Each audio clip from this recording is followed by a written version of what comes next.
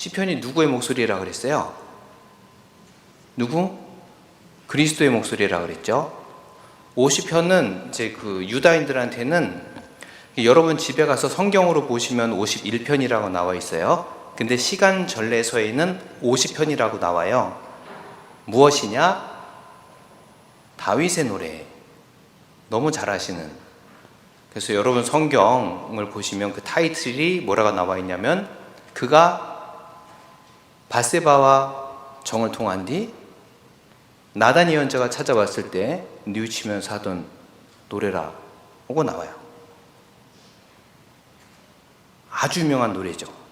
그래서 유다인들에게는 이 노래가 다윗의 노래, 시편 50편이다 이러면은 다윗의 목소리, 이렇게 알고 있었어요. 사실은 성경 뭐 이렇게 분석적으로 이리 쪼개고 저리 쪼개고, 뭐 언어학자들이 이렇게 쪼개고 이렇게 해보면은 두세 분절로 나뉘기 때문에 실제로는 다윗이 이렇게 하진 않았을 것이다 라는 썰도 있죠, 성경을 쪼개보면은. 그런데 이제 뭐 우리 그 민간, 이를테면 유다인 백성들 안에서는 아니 뭐 썰이고 뭐고 어쨌든 이건 다윗 거다 이거예요. 근데 이게 다윗의 목소리다라는 것이 유다인들에게는 왜 중요했느냐? 유명한 참회 시편이 7개가 있었어요, 유다 사람들이 쓰던. 그리고 우리도 지금 이제 전례에 대해서 이렇게 배우고 있습니다만, 이 사람들도 전례가 있었어요. 전례라는 건 아까 제가 조금 설명드렸지만 굉장히 공적인 것이다 라고 그랬잖아요. 유다 백성들이 우리보다 먼저 하느님 아버지를 알고 공적인 전례, 공적인 기도, 이걸 하고 있었단 말이죠. 그 안에서 참회 전례가 들어간다. 항상 우리는 어쨌든 하느님 앞에서는 작은 존재, 뉘우쳐야 될 존재들인데, 자꾸 길을 돌려가지고 이렇게 와야 되는 존재들인데, 항상 뉘우침의 표본으로 제시되는 것은 다윗의 시편 50편, 51편이었어요. 왜냐하면 다윗이 어쨌든 아주 나쁜 사람이잖아요, 사실은. 성왕이라고도 얘기하죠. 왜냐하면 백성들 입장에서는 이제 외부적인 시선으로는 너무 훌륭하죠. 나라를 잘 건사하고 골리앗을 쓰러뜨린 뭐 이런 유명한 일화, 기타 등등 훌륭한 왕인 것은 분명합니다만, 훌륭한 만큼 아까 이제 강론 때 말씀드렸던 아우구스티노 성인같이 훌륭하면은 죄도 훌륭하게 지어요. 참 이상하게 머리가 좋아서 그런지. 다윗은 어땠습니까? 그의 죄는 뭐예요?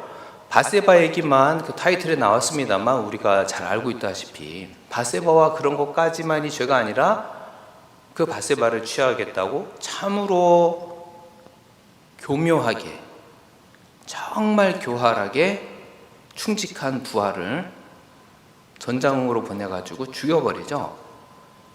그게 유명하니까 성경에 나왔을 뿐, 그 정도 할 사람이고 왕이면 얼마나 많은 것을 했겠어요. 많은 피를 묻히고. 방금 이제 들으신 노래 느낌적으로는 어떻습니까? 이런 뒷배경을 좀 우리가 생각하고 나서 들으면 그 자매님이 아주 높은 소리로 막 하는 게, 아까 모르고 들었을 때는 꾀꼬리 소리인 줄 알았는데 지금 딱 보니까 이런 스토리를 저렇게 음을 만드는 그 작자의 의도가 뭐였을까? 뉘우치는 그 소리라고 생각해보고 잘 노래를 다시 들어보시면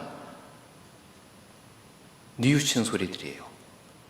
높은 소리로 했다가 다음 구절에서 공동체가 다음 구절을 받고, 그 다음에 받는 사람들은 소리 조절을 하잖아요, 잘 들어보시면. 근데 첫 음에서 이렇게 딱 내뱉는 소리들이 우리가 뭔가 좀 호소하고 무릎 꿇고 기도하면서 막 그 나의 마음을 이렇게 쏟아내는 이런 거 있잖아요.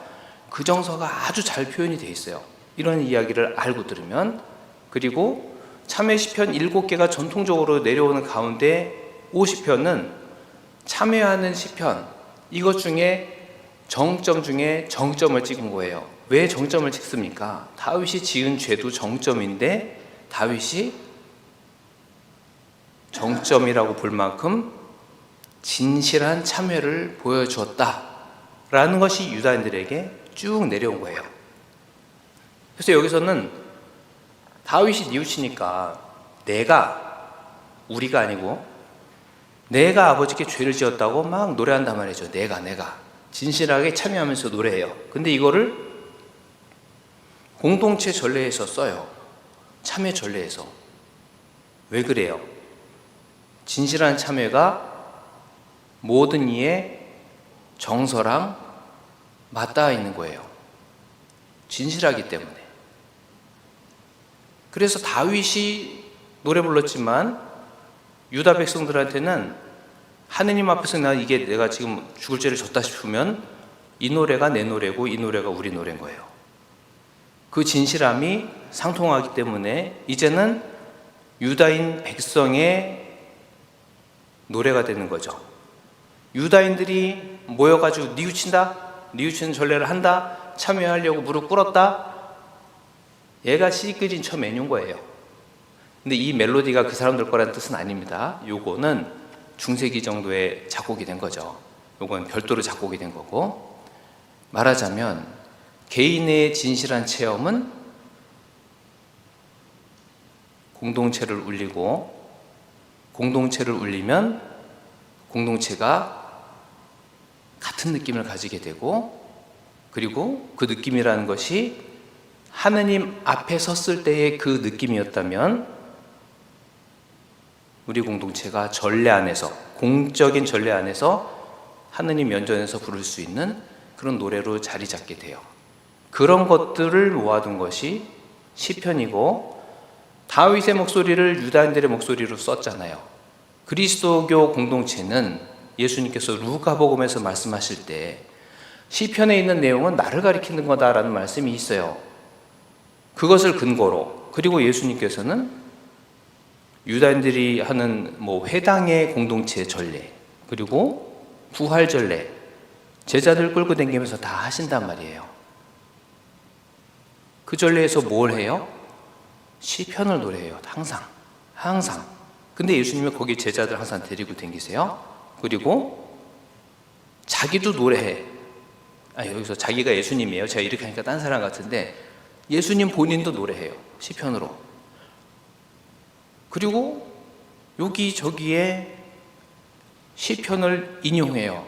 여러분 나중에 신약 성경 잘 보시다 보면은 이거는 예수님이 하신 말씀이 아니고 시편에 있는 거구나. 자세히 보면은 그런 거는 밑에 각주가 달려 있어요. 주의 깊게 한번 보시면 예수님께서 하신 말씀의 요지 중에 하나는 시편도 우리는 마치 노래 이야기 같지만 예언이다 이거예요. 시편도 전례 안에서 유다인들이 예수님을 비록 모르고 불렀지만 메시아를 예언하던 노래였다.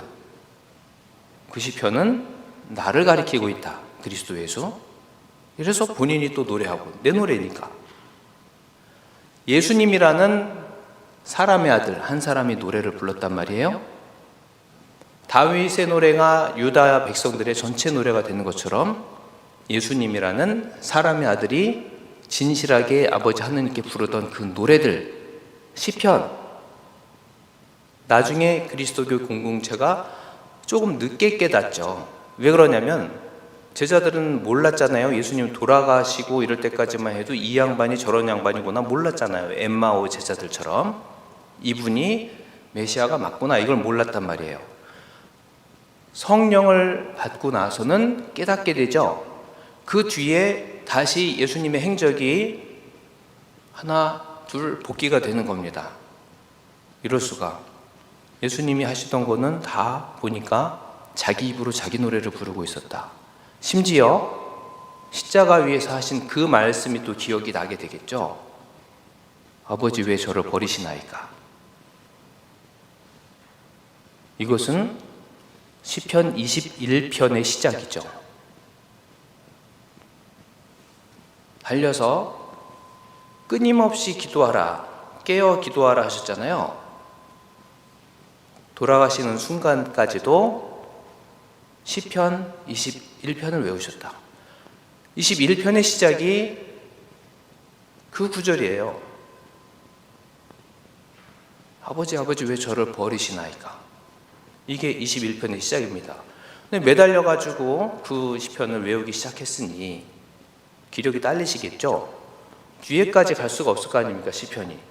그러면 그 외우시는 소리를 사람들은 밑에서 들었다고 치면은 첫 마디는 들었는데 첫 마디는 아버지한테 약간 성토하는 듯한, 아버지 하필이면 왜 나 매달아가지고 이렇게 죽게 만들었습니까? 이런 이야기가 들릴 수밖에 없었을 거예요. 그러나 이것이 시편 21편이다 라고 생각해 보면 쭉 그 시편을 내려가 보면은 우리 공동체가 아버지 하나님께 감사하고 찬미하는 노래로 발전되어 나간다는 것을 알게 되는 거죠.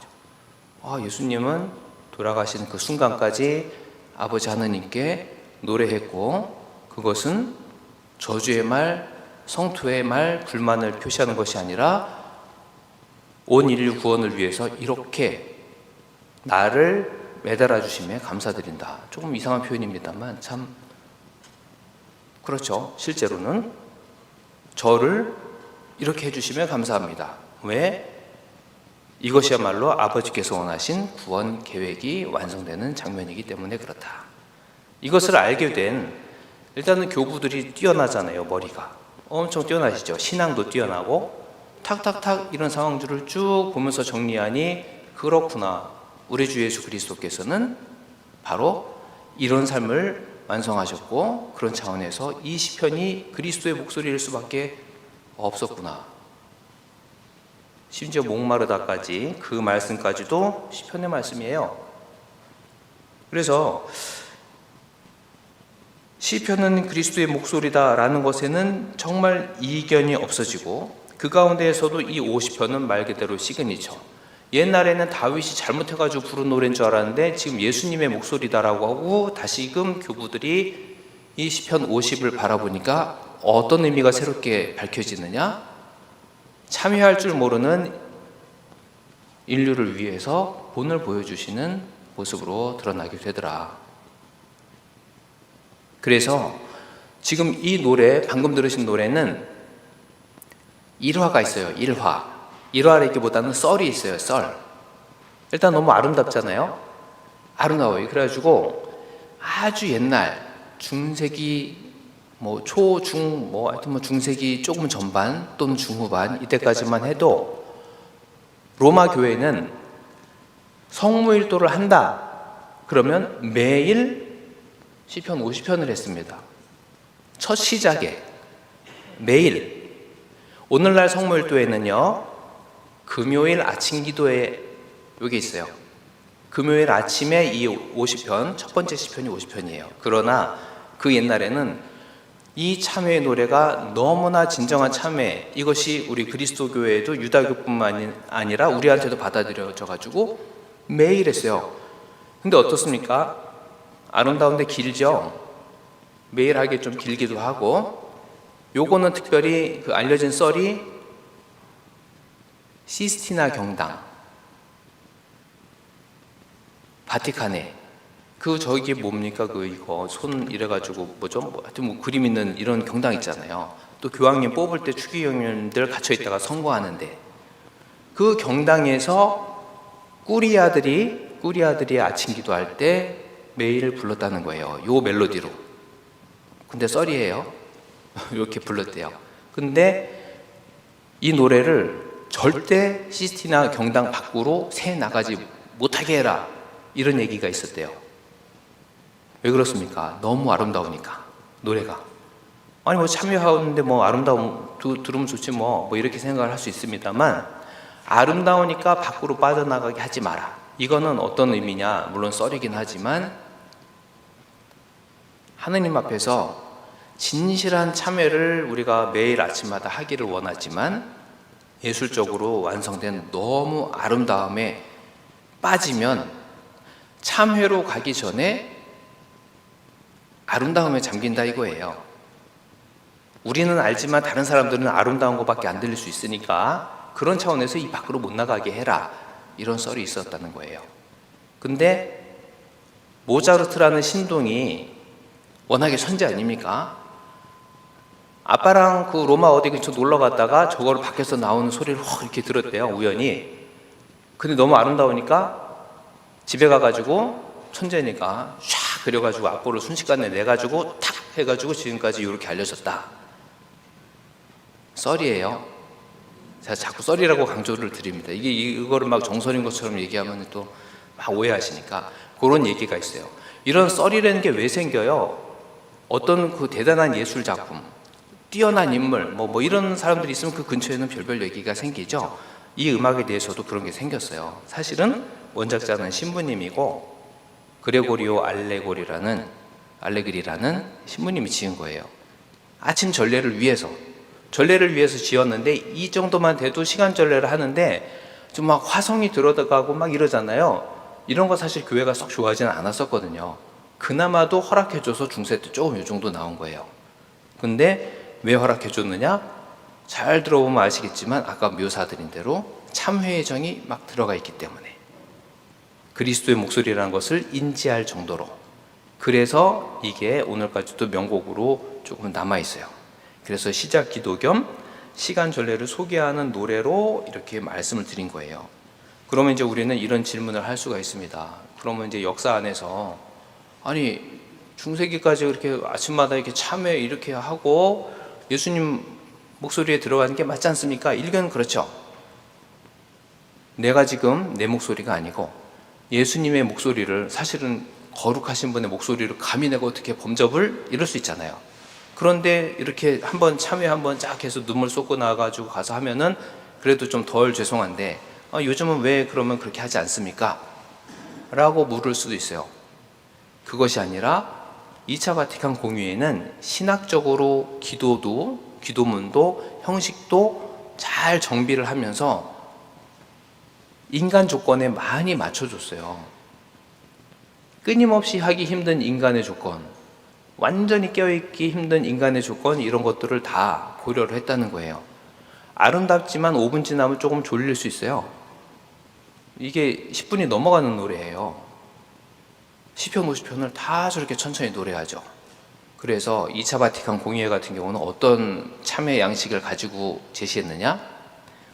이 시편을 없앤 것이 아니라 유다인들 전통 안에서는 시편이 이만큼 시 형식으로 쫙 있잖아요. 열 몇 개 항 막 이렇게 있어요. 그러면 거기에 중심 문장이 있습니다. 완전히 핵심 문장. 그 안에 담겨있는 하느님과의 나와의 관계 안에서 가장 핵심으로 담겨있는 문장이 한두 개가 있어요. 그래서 이분들은 우리는 막 결론부에 이런 걸 넣을지 모르지만 그쪽 사람들은 중간 어디쯤에 넣는데요. 중간 어디쯤에. 시편 50장은 17절이 핵심 행이에요. 17절. 이 17절이 뭡니까?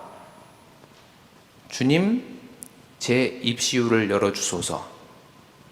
제 입이 당신 찬미를 전하오리다.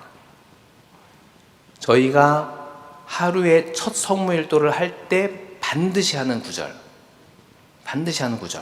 이 50편이 통으로 없어진 게 아니라 여기에서 핵심적으로 가장 중요한 참회 양식만 남겨놨다는 거예요. 근데 여기서 우리가 주목할 부분이 있어요. 공의회의 교부들이 그런 걸 정할 때 그냥 대충 뭐라 그럴까요? 자로 이렇게 탁탁 잘라가지고 이렇게 하는 게 맞는 것 같으니까 그럴싸하다 해가지고 맞추고 이런 게 아니에요. 현재 유다교, 특별히 그 뭐 꼭 현재까지라고 말할 순 없지만 탈무드 있죠. 탈무드. 여러분 탈무드 많이 들어보셨죠? 탈무드가 무슨 책입니까? 탈무드를 많이 들어봤지만 무슨 책인지 모르겠죠? 애기들만 보는 책 같잖아요. 처세 뭐 이렇게 어떻게 인생을 살아야 될 것인가. 그런데 그것이 아니고요. 전례서가 끼어 있어요. 탈무드 안에. 후기 유다교인들이 기도하는 전례 내용들이 거기에 기록되어 있습니다. 그 안에 방금 말씀드린 시편 50장 17절 주님 제 입시유를 열어주소서 제 입이 당신 찬미를 전하오리다. 이 구절이 어디에 들어가냐면 희생제물을 살라 바치는 포인트에 들어가요. 이 양반들이 후기 유다이즘 정도까지 갈 때에는 성전이 이제 없어지니까 뭐 살라 바치지 못하고 대신에 살라 바치는 포인트에 중요한 성경 말씀을 넣어요. 그게 우리가 하루 성물도를 처음으로 시작하는 바로 그 구절, 같은 구절이에요. 이것을 우리가 이 우연의 일치인가? 이게 우연의 일치라도 가능한가? 라고 생각을 해보게 돼요. 왜냐? 우리 주 예수 그리스도께서 십자가에서 희생제사, 본인을 피의 제사로 살라 바친 그것, 이 사람들은 메시아를 그리스도가 메시아다라고 생각하지 않지만 예수님이 오지 않았다고 생각하니까 계속 그 희생제사를 바치고 싶어 해요. 근데 못 바치고 있어. 대신에 그걸 바치는 순간에 주님 제 입시를 열어주소서, 제 입이 당신 찬미를 전하오리다 라고 우리랑 같은 구절을 해요. 묘한 공통점이 있고 그 공통점 가운데 하나 매우 중요한 것은 제사, 희생 제사를 바치는 지점에서 이 구절, 시편 50장의 가장 중요한 이 구절을 바친다는 거예요. 여기서 우리는 신학적으로 매우 중요한 결론이 도출이 돼요. 우리는 이 노래하기 힘든데 왜 자꾸 노래하라 그러냐, 또는 이 기도는 너무 길다, 자꾸 앉았다 일어났다 하니까 집중이 안 된다, 기타 등등 합니다만, 이 기도는 노래이기도 하지만 제사라는 뜻이에요. 제사다. 오전 시간에 뭐라 그랬습니까? 찬미의 희생제사라고 그랬어요. 찬미의 희생제사. 내가 찬미를 드리는데 이거는 또 왜 희생제사냐? 신학적으로 풀어가지고 얘기하기엔 기니까 간단하게 답만 말씀드리면,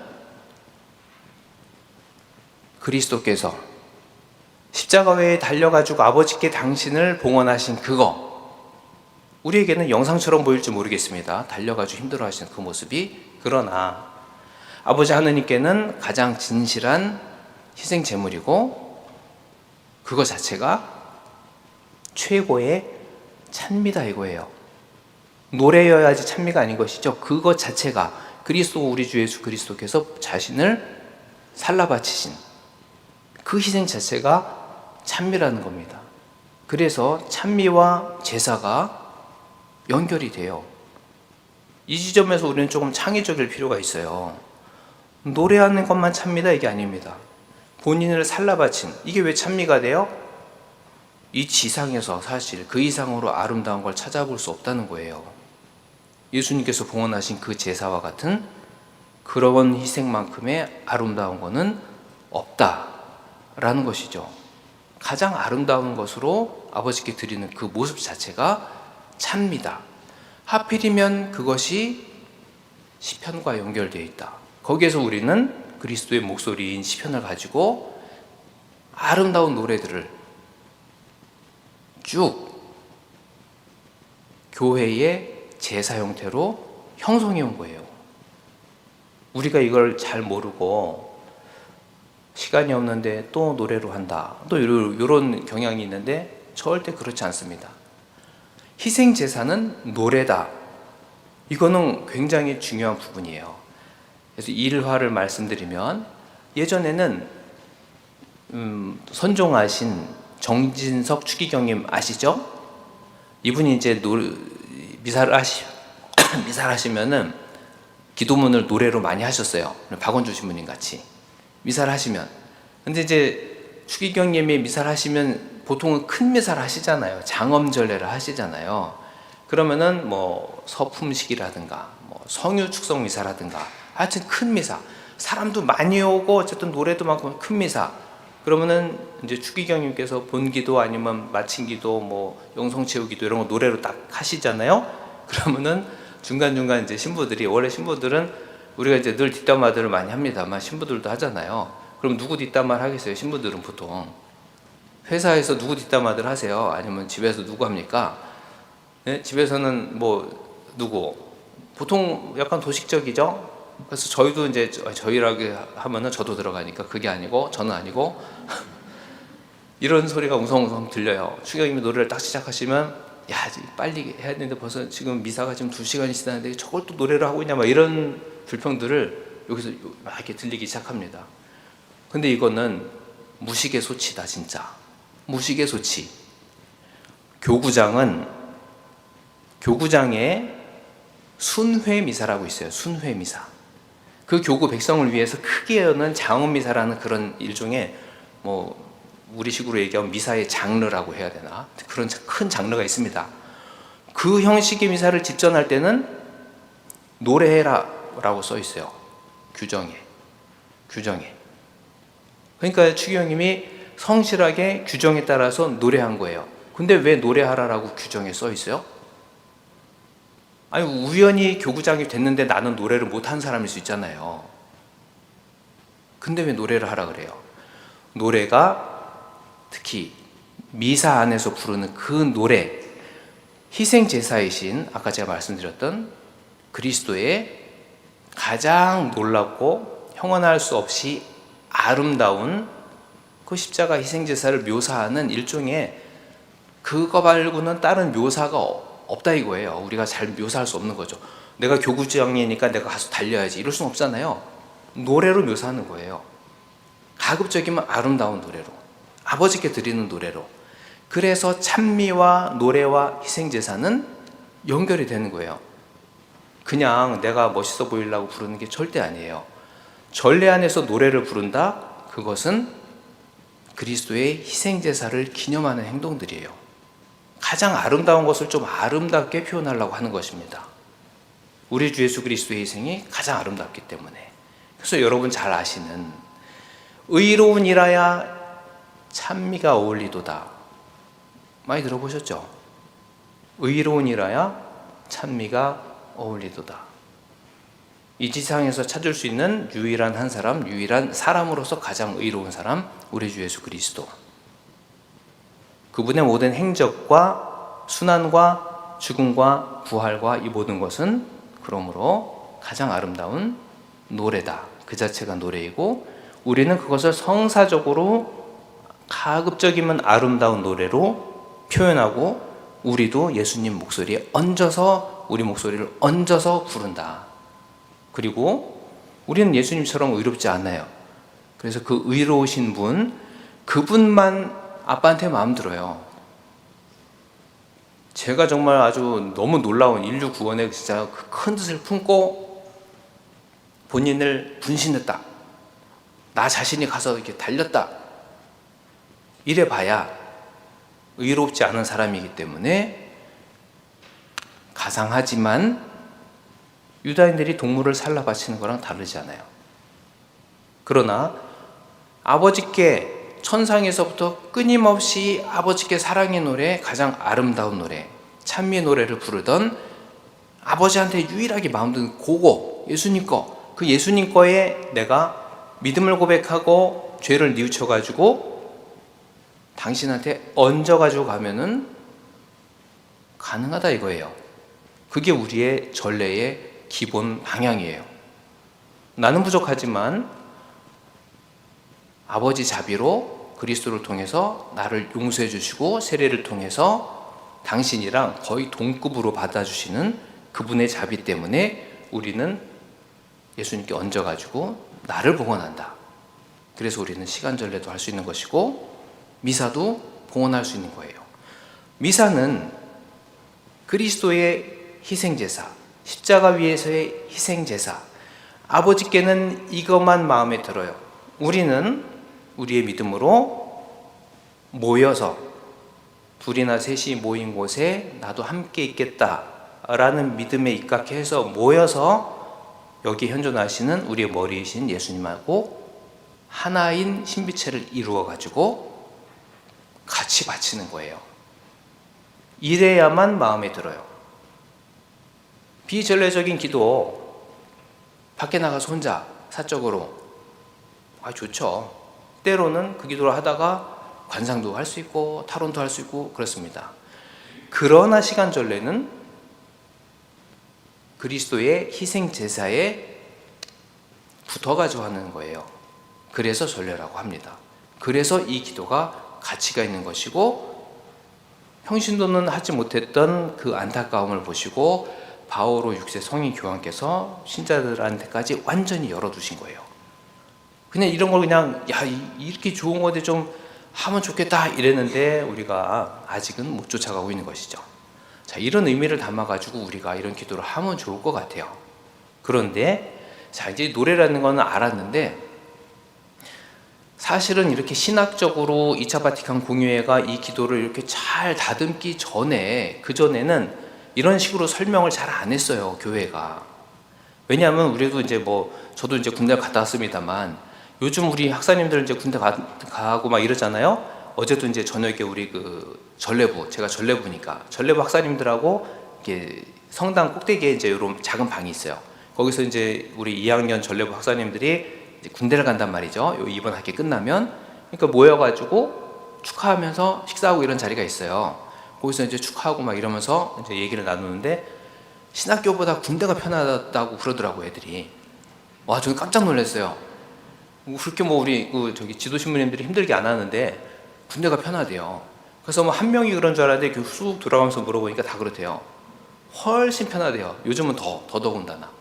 군대가 너무 편하답니다. 그래서 교회도 약간 그거랑 비슷한 감각이 있어요. 지금은 바오로 6세께서 자, 이게 옛날에는 그 교황님들이 야, 이게 평신도는 안 돼, 이거 거룩한 거야 막 이랬는데 지금은 그런 게 어디서 다 하는 거지, 지금 교회 백성들이 다 하는 거지 하면서 딱 열어주니까 안 해, 힘들어. 이게 진입이 어렵거든요. 이 기도가 어려워요, 좀 형식 자체가. 열어주니까 또 오히려 잘 안 해. 근데 저는 박원주 신부님이 하시는 거 보고 야, 훌륭하시다 라는 생각이 한편에 있었고, 다른 한편에 이렇게 하면 욕은 좀 먹는데 이런 생각이 좀 들었어요. 왜냐, 저희도 신학교 1학년 들어와 가지고 이거 배우는데 엄청 오래 걸려요.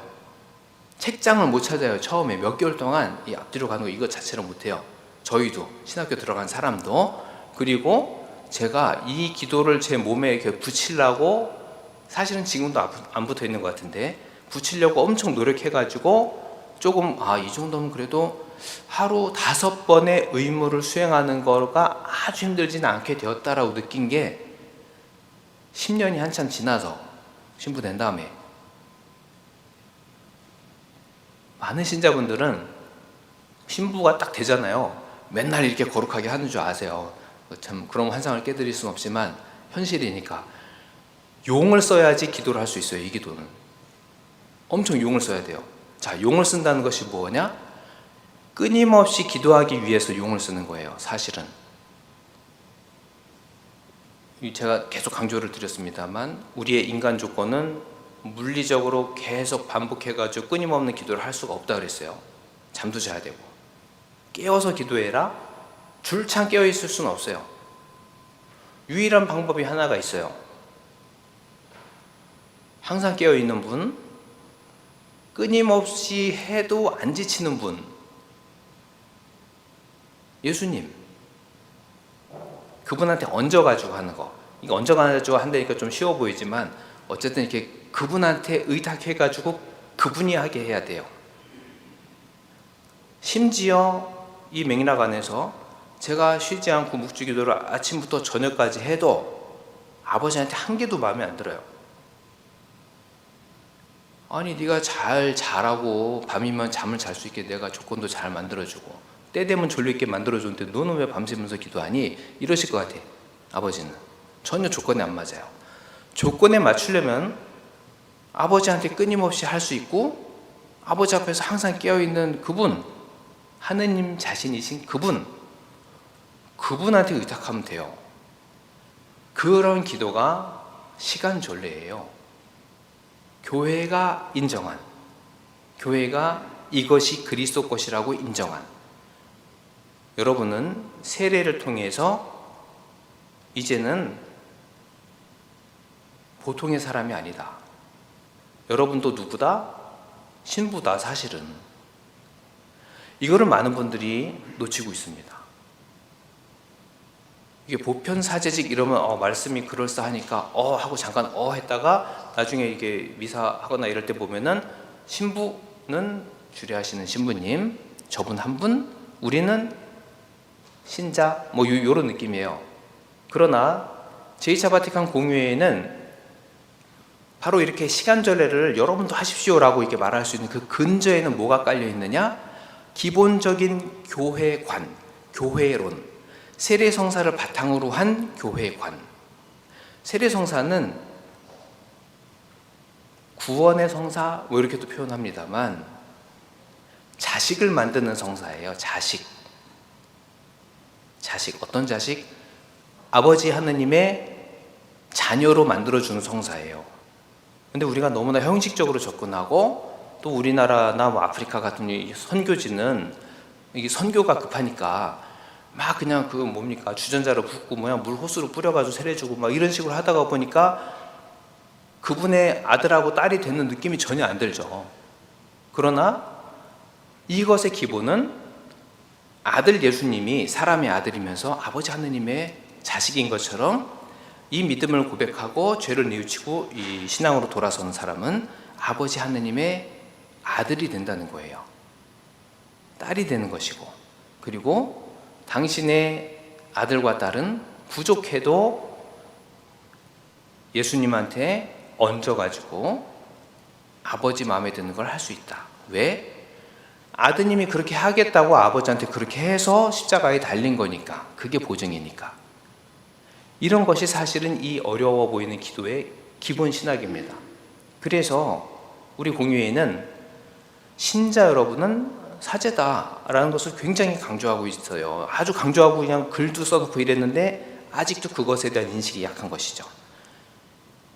비근한 예로 지난 견진교리 때도 제가 좀 강조하는 차원에서 말씀드렸는데 장엄한 미사, 큰 미사 안에서 이게 명확하게 드러나요. 어떤 면인가? 분향하는 거 보신 적 있습니까? 이렇게 향 치는 거? 그래도 뭐 여기서 못 보더라도 화면으로라도 보셨잖아요. 향을 왜 치느냐? 우리 교회가 전례 안에서 희생제사 안에서 향을 치는 이유가 크게 두 가지가 있어요. 1번, 향을 받는 그분에게 공경을 드린다. 이게 첫째. 둘째, 우리들의 기도가 하느님께 쭉 피어 올라간다. 이걸 형상화한다. 이게 2번이에요. 근데 1번이 더 강해요. 공경을 드린다. 공경. 자, 그러면은 우리 한번 생각을 좀 더듬어 보죠. 향을 딱 치시는데 십자가에 향을 치세요. 그렇지.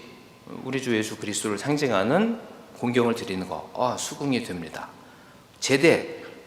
요즘 얼마나 강조가 되고 있어요. 제대는 그리스도다. 제대 쭉 해요. 분향해요. 그렇지. 그리스도 상징하니까 분향하지. 가끔은 또 성모상에도 해요. 아유, 어머니니까 하지. 그런데 우리 예물 분향할 때 누구 하나 나와가지고 향 치죠? 신자 여러분한테 여기 서갖고 이렇게 치잖아요. 그때 제가 이제 가는 데마다 제가 강조를 하는데 고개 안 숙여도 된다고 제가 많이 말씀을 드려요. 고개를 안 숙이고 이제 누가 이러고 있잖아요. 그럼 저쪽에 고개 숙인 분이 숙이라고 막 이래요. 아니에요. 안 숙여도 되는 거예요. 왜냐? 제가 지금 말씀드린 신학이 여기 전례에 적용된 게 대표적인 게 이거예요. 주교의 절서를 보면 어떤 표현이 있냐면 향을 드리는 것은 공경을 드리는 것이다. 아버지, 그리스도를 상징하는 이에게 향을 드리는 거예요. 공경의 의미로. 그렇기 때문에 향을 받는 이는 주교의 절서니까 이제 주교님을 직접적으로 대변해서 얘기하겠죠. 공경을 받는 사람이 고개를 숙일 필요는 없다라는 것이 명시적으로 써 있어요. 여기 나와서 여러분에게 향 치죠? 왜 쳐요? 공경을 드리는 거예요. 어떤 공경이냐? 세례받은 자의 품위에 대해서 공경을 드리는 거예요. 세례받은 이에 대한 품위. 그리고 세례받은 이는 기본적으로 가지고 있는 사제직이 있습니다. 보편 사제직. 저는 직무 사제직. 직무적으로 이 머리이신 예수님 역할을 하는 거예요. 이 지상 유배지에서만. 여러분은 기본적으로 그리스도의 신비체에 세례신앙으로 쫙 들어와 있는데 그 들어오는 역할, 그래서 이 몸 형성하는 이 역할 자체가 보편 사제직의 기본이에요. 달리 말하면 여러분이 주일미사 올라오고 막 어떤 날은 되게 오기 싫은 날도 있고 그런데 막 이게 힘들고 올 수 있잖아요. 오는 것 자체가 이미 거기서부터 여러분이 사제직의 수행의 출발이에요. 직무사제직은 할 게 많으니까 예수님 인척해야 되고 얼마나 할 게 많아요. 그러니까 이 집에 살면서 그냥 후딱후딱 빨리 나오는 것이고, 여러분은 보편사제직이니까 삶 안에서 그리스도를 증거하다가 전례라는 그리스도교 백성이 온통 모여가지고 이 전례를 거행하는 공적인 거, 예수 그리스도께서 아버지께 살라 바치는 그 희생제사의 놀라운 신비를 재현하기 위해서 일상이 바쁜 와중에 본인의 사제직을 수행하러 주일에 막 달려오는 거거든요. 신부님한테 인사드리고 헌금 내려고 오는 게 아니고요, 본인의 사제직을 수행하러 오는 거예요. 이러한 사제들에 대한 공경으로 큰 전례 때는 향을 드리는 거예요. 이 정도면 거의 보편 사제직도 엄청난 의무가 부과되고 있는 것이다. 바오로 6세 교황께서 우리 신자들도 이 기도 좀 하셨으면 좋겠습니다 라고 권고로 얘기하지만, 우리 교회 문헌에서 교황님이 권고 형식으로 한 얘기 있죠. 사회로 치면 거의 법이에요, 사실은. 권고를 하는 것도. 근데 교황님이 신자분들한테 해야 된다, 신부들처럼 얼마나 반감이 들고 힘들겠습니까? 신부들도 힘든데. 그러니까 교황님이 안타까운 거죠. 이 기도를 여러분이 할 때, 여러분이 꾸준히 할 때 진정한 교회의 모습이 드러납니다, 이렇게 얘기하셨어요. 그러니까 여지껏 교회의 모습을 드러내려고 우리 같은 사람, 수녀님들 같은 사람, 이런 사람은 그냥 출창 열심히 한 거예요. 근데 사실은 요 보편 사제직, 세례받은 하느님의 진짜 돈이 많은 아들, 딸들은 맨날 꿀먹은 벙어리 같이 있었다는 겁니다. 근데 지금은 그게 아니다 이거죠. 같이 희생제사를 바치기 위해서 아들 예수님한테 탁 붙어 있어라. 그것이 시간전례의 근본 신학이에요. 그리고 이제 아까 말씀드리겠다고 했던 비오 신부님 일화를 들으시면 이 기도는 안 하면 안 되는 기도구나 라는 것을 정말 명확하게 느끼시게 돼요. 그 전에 시간이 오래 걸릴 것 같으니까 지금 잠깐 말씀을 드리고 나면 노래에 대해서 말씀을 드려야 되죠. 노래. 왜 노래냐? 나는 절대 음감이 없는데 왜 자꾸 시간 전례할 때는 노래하라고 하느냐? 이거는 지금 보니까 표정을 보니까 여러분들도 그러신 것 같긴 한데, 사실은 다른 공동체, 우리 같이 매일 노래하는 사람들도 노래하는 거에 대해서 힘들어해요, 사실은요. 선수가 아니니까. 근데 왜 자꾸 노래하려고 하느냐? 이것에 대해서 아우구스티노 성인이 이렇게 출처는 밝히지 않으면서 노래는 2배의 기도다라고 이렇게 표현하신 말씀이 있어요. 들어는 보셨나요, 혹시? 이런 얘기? 노래는 2배의 기도다? 이유가 뭐겠어요? 힘드니까 일단, 그죠? 힘드니까 어쨌든 뭐 용을 써야 되니까 이게 2배의 기도 좀 되죠. 근데 이제 요거는 이제 우리의 이 육체적인 생각이고, 정신적인 생각을 해보면, 정신적인 생각이라는 것은 인간의 조건을 고려해보면, 자, 이게 이제 우리 교회가 전례를 구성하는 굉장히 독특한 방식 중에 하나거든요. 특히 노래 같은 경우는 쫙 하고 노래를 불렀어요. 시편을 불렀어요. 그리스도의 목소리를 노래로 불렀어. 이게 뭡니까? 선포 아니에요, 선포.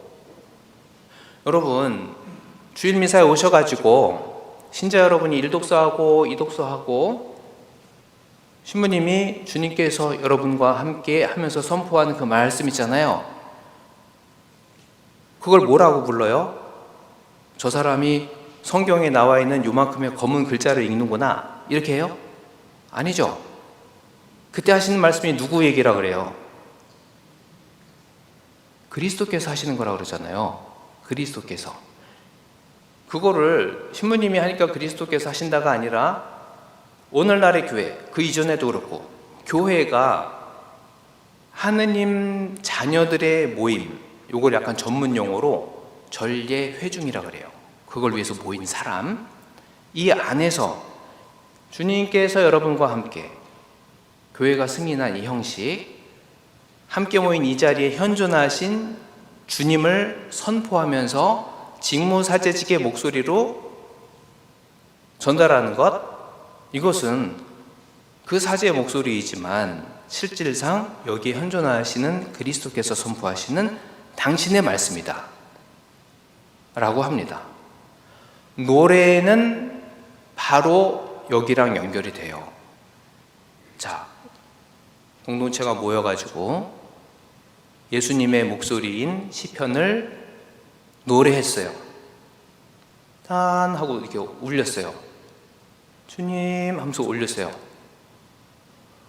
울리면 나도 이 노래를 내 입으로 이렇게 나의 입시를 열어서 입으로 딱 불렀습니다만, 노래하는 자는 노래하는 동시에 어떻게 해요? 들어요. 노래하는 동시에 듣습니다. 그리고 노래를 본인이 하기 위해서는 이 텍스트를 봐야 되잖아요. 집중적인 행동을 하게 돼요. 사람이 집중적인 행동을 하게 됩니다. 그냥 읽어도, 공부하려고 글을 읽어도 집중하면서 읽으면서 이렇게 막 머리로 넣어가지고 이렇게 기억을 해가지고 딱 인식을 하려고 그러잖아요. 노래는 선포 형식으로 하면서 더 명확하게 멜로디 라인을 타고 나에게 선포된 그리스도의 목소리가 다시 되돌아와요. 그래서 굉장히 독특한 그리스도 말씀의, 그리스도 현존의 선포 방식이 또한 공동체의 노래예요. 이런 걸 우리가 잘 몰라요. 왜냐? 노래는 맨날 신날 때 부르니까 노래방이나 뭐 이렇게 하고, 그냥 아니면 너무 슬플 때 막 부르고 이러니까 이런 것이로구나 라는 걸 모르고 있어요. 교회의 전통은 그래서 전례 안에서는 웬만하면 전례회 중인 노래를 하는 것을 매우 중요시해요. 그리고 요즘 뭐 현대 음악들은 다들 리듬이 뛰어나죠? 얼마나 리듬이 뛰어나요? 이렇게 심지어 멜로디도 없는데 그냥 입을 그냥 나불나불 하는 것도 리듬만 타면 노래가 되잖아요. 이거는 이 사람들이 처음 한 게 아니고 우리 교회가 사실은 먼저 했다. 우리만 모를 뿐. 어떤 형식으로? 주님이 말씀하시면 우리는 응답한다. 기본 리듬 형식은 선포와 응답, 이 리듬이에요. 전례는 선포와 응답, 대화의 리듬, 이것이 전례문, 전례 노래의 기본 리듬입니다. 그리고 여러분들이 아까 낮기도회도 하시고 아침기도회도 하시고 보신 그 시편 나눠놓은 거 원래 그렇게 나뉘어져 있지 않아요. 노래하고 리듬을 타기 위해서 그렇게 조성을 하는 거예요. 그래서 어떤 표현이 있느냐, 미사도 그렇고 시간전례도 그렇고 이 지침에 나와 있는 뭐 말하다, 낭송하다, 구송하다 이런 단어는 다 노래하다로 알아들어라, 이런 표현이 있어요. 가급적이면 노래 형식을 띄워라 이겁니다. 그리고 멜로디가 없어도 구송으로라도 뭐 이런 식으로 하라는 거예요. 그래서 보면은 신부님들도 보면은 직무사제직을 가진 사람들이니까 본능적으로 이게 있어요. 노래를 못해도. 그래서 어떤 신부님들 보면은 하나이다 하고 이렇게 막 늘리고, 어떤 분은 또 이제 독특한 리듬이 있잖아요. 그것은 이게 그냥 단순히 책 읽는 거랑 다르다는 것을 본능적으로 인지하고 있기 때문에 그런 거예요. 왜? 대상이 확실하니까, 아버지한테 이걸 읊어야 되니까 그런 게 있는 겁니다. 그래서 이 노래가 너무 중요하고 잘 부를수록 좋다. 여기에 덧붙여서 아우구스티노 성인은 노래는 2배의 기도이다 이런 표현을 하시면서 이제 공동체 수사님들한테 한마디 또 덧붙이세요. 노래할 거면 잘하자. 이렇게 노래하려면 잘해라. 이왕 할 거면 잘해라. 뭐야 이렇게 화음도 안 맞고 말이야 너 틀리더라, 이런 차원은 아니고, 여기서의 이분이 잘하자라는 표현은 뭐냐면은 아까 뭐라 그랬습니까? 의로운이라야 찬미가 어울리도다 라고 그랬어요. 삶이 올바른 상태여야지 아버지께 합당한 노래가 나온다는 뜻입니다. 아우구스티노 성인의 기본 뜻은. 그래서 삶으로 노래해라 까지가 이 성인의 결론이에요. 시간전례에 대해서. 삶으로 노래해라. 이 자리에서만 노래하지 않고 나가서도 삶으로 노래해라. 성당 와가지고 노래 그 화성 잘 맞춰가지고 하고 나가서 바로 사기 쳐먹고 이러면 안 된다 이겁니다. 이거가 되는 의로운 일이야 찬미가 어울린다 이거예요. 그래서 어느 공동체를 가잖아요. 노래를 못해, 진짜 못해.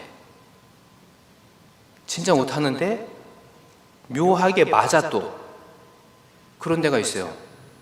아주 노래 못하거든요. 할머니들만 남아있는 공동체를 제가 간 적이 있어요. 이태리에 휘정으로. 저는 그런 이제 놀라운 체험을 뭐 다시는 못하겠지만 할머니들이 대여섯 분 계셨단 말이죠. 각자 다른 노래를 하는 것 같아요. 우리 연도하는 것 같아요. 연도. 그레고리안 성가라고 부르고 계실 거예요. 그레고리안을 부르고 있었는데 아까 우리 들은 것 같은 그거처럼 화성은 없지만 어쨌든 그레고리안을 부르고 있는데 연도 같아. 그나마도 그 대여섯 명 많지도 않은 분이 다 달라요, 소리가.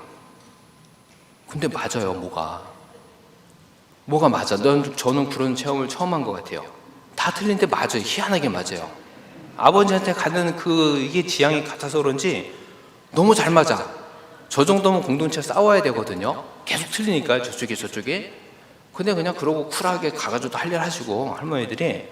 그래서 조금 이분들이 벌써 구력이라고 할 수 없죠. 그걸 뭐라고 표현해야 되나? 기도력? 60년 이상을 기도하신 분들이에요. 그분들 수도회가 지금은 해체돼가지고 연세들이 많고 성소자가 없어서 지금 다른 데로 다 뿔뿔이 가시긴 하셨어요. 근데 그 정도 되니까 이런 것들이 융화가 될 정도의 기도 생활이 된 거예요. 저는 굉장히 놀라운 체험이었어요. 그리고 제가 공부하는 안셀모라는 로마에 있는 큰 학교가 있어요. 와가지고 오니까 어느 날 콘서트를 하는데 그레고리안 성가 콘서트를 해요. 그래가지고 성악가들 완전 프로. 저기에는 아까 여러분 보신 그 영상에서 보신 이런 양반들이 와가지고 그레고리안 성가 이거를 쫙 엄청 노래를 잘 하는 거예요. 이분들이 쫙 하고 그 다음에 두 곡인가 세 곡을 현역 군도회 수사님들이 그레고리안 찬미가를 나와서 두 곡 정도 했어요. 더 많이 하면 안 되죠. 앞에가 완전 전문가니까. 딱 했는데 차이가 너무 명확했습니다. 전문가들, 성악가들 별로였어요, 진짜. 노래를 못해서 별론 거가 아니라 요거는 노래긴 노래인데 아버지한테 살라 바치는 거란 말이에요. 찬미의 희생제사란 말이에요. 늘 해오던 군도의 수사님들, 이분들이 한 거는 더 좋아요. 왜 좋아요? 아버지께 드리는 목소리가 너무 확실하게 느껴져요. 전문가들 멜로디 하나 틀리지 않고 박자 하나 틀리지 않고 성량 좋고 너무 감동적입니다만 죄송하게도 아버지께 드리는 그 감각이 없어요. 거기서 저는 조금 더 확신을 얻었어요. 이거는 기도하는 사람, 늘 하는 사람 안에서 아버지께 살라바시는 뭐가 나오는 것이로구나 라는 것을 알게 된 거죠. 그것이 음정 맞고 틀리고와 다른 진정한 노래다. 아버지에게 바치는 노래다. 요 감각을 우리가 좀 알면 좋을 것 같아요. 그래서 박원조 신부님께서 노래 많이 하셔도 힘들어 하시지 말고 잘 들어주시고 여러분도 노래를 많이 잘 하시고 이러시면 좋을 것 같아요. 자, 이제 마지막으로 이게 도대체 무슨 기도냐라는 것을 우리 참 좋기도 하면서 무서운 비오 신부님 이분의 일화를 보면서 이제 마무리 해보고 싶어요. 요 의무라는 거. 요게 이제 뭐라 그럴까요? 이게 참 좋진 않잖아요? 노래 부르고 싶은데 자꾸 의무로 얘기하면. 근데 노래다 이렇게 얘기한 거는 2차 바티칸 공유회가 얘기한 거예요. 사실 60년이 채 안 됐어요. 60년이 넘었죠, 조금. 전에도 있었지만 사실 전엔 요게 강조됐었어요. 이거와 관련해서 비오 신부님의 일화가 있습니다. 제가 이제 아까 말씀드린 것 중에 제 기도 생활 5번의 하루 의무를 채웠는데도 너무 힘들었다. 이것이 거의 정착되는데 나같이 배운 사람도 기도하는 법을 배운 사람도 10년 이상 걸렸다 이런 표현을 드렸잖아요. 여기에 그런 이야기가 나와요. 자, 비오 신부님, 제가 제 성무일도 4권마다 요 상본을 사가지고 요 상본 뒤에다가 여기 이제 제가 적어놓은 요 글, 이 글을 그 테이프에 인쇄해가지고 붙여가지고 항상 봤어요. 성물도 열 때마다. 이게 어떤 말이냐, 어떤 책에서 제가 보고 충격을 받아가지고 쓴 건데, 자, 요거는 이제 이 비오 신부님을 만난 한 교구 신부님. 그 비오 신부님 명성이 너무 뛰어나니까 많은 신부님들, 교황 요한 바오로 2세도 찾아가고 뭐 엄청 찾아갔어요. 그 중에 한 신부님이에요. 근데 교구 신부님, 교구. 이 신부님이 이제 뭐라 그러죠? 그 비오 신부님에 대한 그 증언을 한 거예요. 그런 게 책으로 나온 거예요. 뭐라고 증언을 했냐? 서품 받은 지 얼마 안 돼요. 새 신부죠, 새 신부. 얼마나 열심히 하려고 그랬어요. 새 신부가 저는 산 조바니 로톤도에 갔습니다. 이게 이제 비오 신부님 계시던 이태리 남부의 도시예요. 저는 그 교구 신부가 이름은 안 밝히죠. 밝히면 다 아니까. 비오 신부님께 당신의 영적 아들로 삼아달라고 청했대요. 당신께 영성지도를 받고 싶습니다. 근데 이제 여러분 비오 신부님 잘 아시죠? 근처에 싹 가면 그 사람 영혼이 확 보인다면서요. 그리고 고해소에 들어갔는데 뭐 죄를 안 고했다. 그게 다냐? 막 이러신다면서요. 그리고 너는 지금 그걸로 해서는 지금 사회 지는 게 아니야. 이러고 쫓아내는 사람도 있고 이런 일화들이 많아요. 뚫어본다고 그런 카리스마가 있었다 그러시죠. 그랬더니 이분이 아직 성사도 안 봤는데 벌써 이 사람 알았어. 그냥 뚫어봤어요. 그래가지고 그 신부한테 뭐라 그랬냐면, 네, 찬성합니다. 네, 당신 영성지도 해줄 수 있다. 찬성하는데 요거 제가 비오 신부님이죠. 제가 당신 보면서 나쁜 인상을 내가 받지 않도록 좀 주의하면 좋겠다. 이미 이 사람의 영혼을 꿰뚫어보고 하신 말씀이에요. 뭘 꿰뚫어봤을까? 라고 이제 대답하고 말씀이 대화가 이어지겠죠. 드디어 이제 고해소, 그 들어가기 어렵다는 비오 신부님의 고해소에 딱 들어갔어요. 직무에 빠져, 그 사목 활동한 직무죠. 본인 새 신부니까 얼마나 열심히 하겠습니까? 사목 활동 엄청 했다 이거 아니에요. 직무에 빠져서 몇 번 이게 성물도를 빠뜨렸다, 거랬다는 거예요. 이렇게 그분께 고해소에서 말씀드렸대요. 이에 대한 답이 아니죠. 말을 하신 게 아니라 말 그대로 싸대기를 쳤다는 거예요. 교구 신부님, 새 신부를 비오 신부님이 얘기하자마자 완전히 싸대기를 쳤다는 겁니다. 확. 얼마나 기분이 나쁘겠어요. 다른 데 맞아도 기분 나쁜데 얼굴을 그냥 그렇게 했다. 기분이 나쁘죠. 그리고 심지어 성인이라고 알고 이 사람이 간 거 아니에요. 이분이 성인이라고 생각하고 간 거 아닙니까? 갔는데 성인한테 이렇게 얻어맞은 거예요, 지금. 이분이 하신 말, 비오 신부님이 하신 말씀을 잘 뜯어보면 좋을 것 같아요. 그러면 당신은, 그 새 신부님, 당신은 가장 중요한 거, 예수님이 하는 거니까 사실 가장 중요하죠. 가장 중요한 걸 권하는 거나 배우게 될 겁니다. 자, 여러분 잘 보세요. 새 신부가 열심히 사목 활동하다가 성물도 몇 번 빠뜨렸다는 거예요. 사목 활동 열심히 하다가 바쁜 중에 몇 번 빠뜨렸다는 거예요. 근데 가장 중요한 걸 권했다라고 얘기하셨고, 성물도를 권하면서 당신이 뭘 했느냐? 이 표현이 교회를 갉아먹었대요. 새 신부한테. 새 신부는 나는 사목이 이만큼 바빠가지고 성물도 이만큼 빠뜨렸다고 얘기했는데 비오 신부님이 니는 가장 중요한 거 빼먹었고 그 행위가 초래하는 결과는 교회를 갉아먹는 거다. 신부가 교회를 갉아먹었다고 얘기하셨어요. 비오 신부님이. 이게 워딩이 엄청나게 센 거예요. 자, 이 신부님이 이런 표현을 하죠. 이게 정말 큰 가르침이었다. 그리고 좀 생각해 보십시오. 이러잖아요. 뭘 생각해 봅니까? 손으로 맞으니까 진짜 아팠대요. 당연하죠. 이게 싸대기인데 확 친 거 아니에요. 엄청 아팠다는 거예요.